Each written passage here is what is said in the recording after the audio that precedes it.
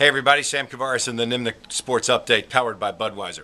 So the Jaguars hire Mike Mularkey as their head coach. Played tight end at Florida, and Mularkey and I aren't that different in age, but I'm just slightly old enough and older enough to have interviewed him when he was a player and I was a reporter right here at Channel 4. So he does have that Florida pedigree that a lot of people really like.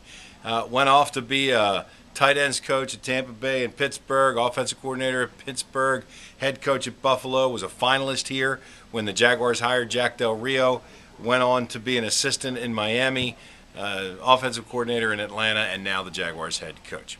What kind of guy is it? Very solid, nuts and bolts. I've said a couple of different times. Look, I can tell you exactly what the Jaguars are going to hire. I can't tell you who he is.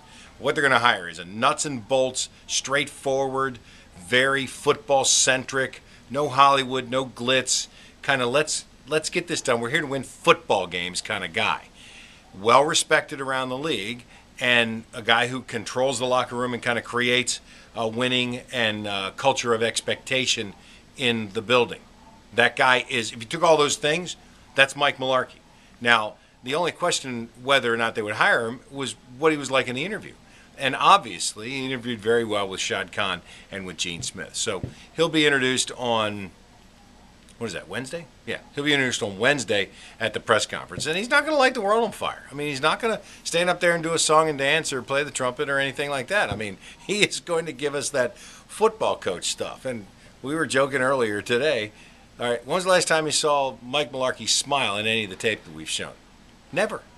But when was the last time you saw Belichick or Parcells or Coughlin or, McCarthy, any of these guys who are successful coaches? They're very much involved in the game itself and not any of the periphery. In fact, Bill Belichick has a sign on the door when you leave the Patriots facility that says, "Ignore the noise."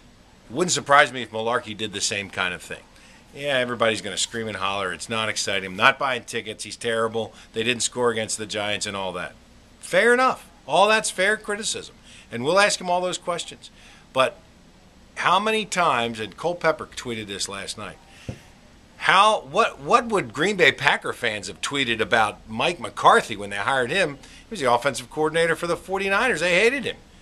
But they didn't have an outlet. So now we'll just ignore the noise for a while and see how this thing plays out in the Gene Smith, Mike Mularkey era for the Jacksonville Jaguars. I'm Sam Kavaris. That's the Nimnik Sports Update, powered by Budweiser.